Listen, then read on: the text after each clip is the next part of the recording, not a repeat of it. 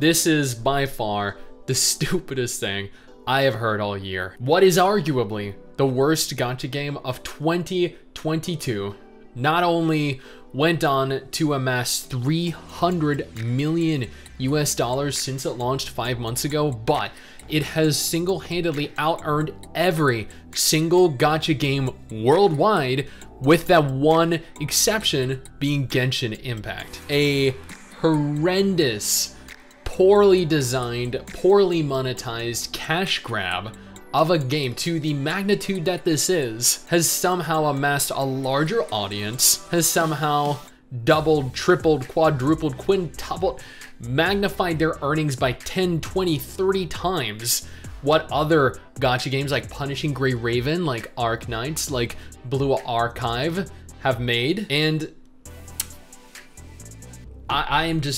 I'm in a state of shock and awe. Before we jump into this video though, I do want to thank all of our incredible patrons over on Patreon. You guys do not need to support Mrs. Sticks and I, but you still choose to, and trust me, it is appreciated beyond anything I can convey verbally. You guys are incredible, and admittedly, if you have a moment, follow Mrs. Sticks and I over on Twitter. We'd really appreciate that. Now, the article that goes on to discuss this from mobilegamer.biz goes on to state that Diablo Immortal has now earned Blizzard and NetEase $300 million. 5 months after launch, Diablo Immortal has already earned Blizzard and NetEase over $300 million.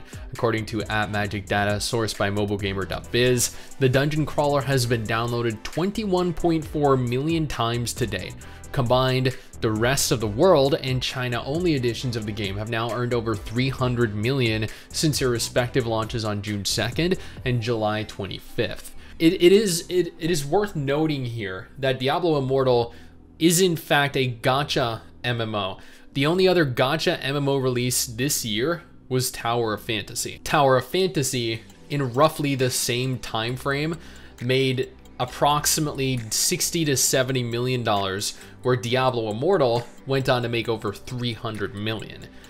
Evidently, Diablo Immortal appealed to a much larger demographic of player, and I don't understand why, given, honestly, if I were to choose between games, I would choose Tower of Fantasy every time. It not only looks better, but it plays better and is just genuinely and generally more enjoyable. Diablo Immortal was released in 60 countries on June 2nd. That version of the game has earned 155.6 million to date, while the NetEase published China-only version has earned over 144.7 million since it launched on July 25th, pushing total revenue past 300 million 5 months after its initial release. Since the China launch on July 25th, Diablo Immortal has, on average, earned over $2.23 million per day. That is in China alone. Daily revenue peaked on July 30th, which was roughly, a week or so after it launched, when the game earned $4.13 million in 24 hours. And they go on to show a statistic here of when the game was released, both in China and the rest of the world.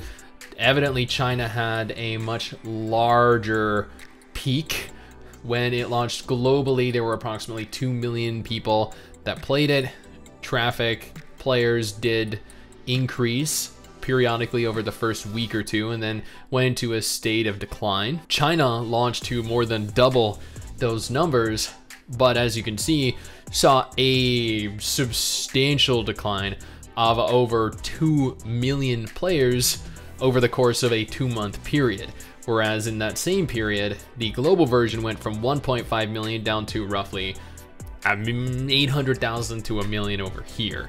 So looks like there was a much steeper drop off from Chinese players than there were from the rest of the world. The level of spending in China is huge, with downloads at 4.15 million and revenue at 144.6 million.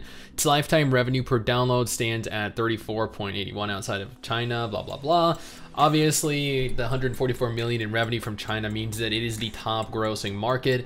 The second top earning market is 66 million from the US, 23 million from Korea, 8 million from Japan. And you know what? Japan is typically a pretty large market when it comes to gacha games. Like Uma Musume makes about 30 to 40 million US dollars in Japan alone per month. And you have like Heaven Burns Red, even Arknights, Azure Lane, Tower Fantasy released in Japan because they were specifically targeting the whole like otaku weeb market. And I guess Diablo Immortal was too Western for them. On downloads, China is top again despite less time on the market with 4.15 million. Then it's the US with 4.12 million installs, Korea, Brazil, and Germany. Yeah, like by these numbers, it looks like Japan didn't even care enough to download and play the game. Remember, the rest of the world version was released on June 2nd, blah. Okay, so Diablo Immortal is easily the biggest new mobile game launch of the year. It earned almost 50 million in its first month, and even before it launched in China, and later hit 100 million in under 2 months. So for reference here, this game made 50 million in 1 month. The next month, it actually made more than 50 million. Tower Fantasy made 32 million, 34 million its first month. Second month, made 26 million. This month, Tower of Fantasy made approximately 6 million. Diablo Immortal still making what? 50 million, maybe more per month. And I am just, that is absolutely shocking to me. A game can maintain the earnings that it has while simultaneously seeing such a sharp decline in people that actually play it. Now, there are still millions of people that play this game, so it's understandable it's still making as much money as it is. But why are you still playing this game when it is so horrendously pay to win? Everyone knows it's horrendously pay to win. Everyone knows that the developers do not care about the game. They only care about how much money they can squeeze out of its players. This game has admittedly kind of not only broken but also set records that I do not think will be topped for a very long time, because the only game that tops this is Genshin Impact, because Genshin Impact is the only game that continues to make over $100 million every single month, with the exception of a few. Now, if Diablo Immortal is not your thing, good, you have a brain. But I have 2 different videos on screen right now that will definitely be of interest to you. One featuring a game that just launched, a game that you need to play right now. The other featuring a list of gacha games that are coming out this month that you need to be prepared for as well. You're welcome.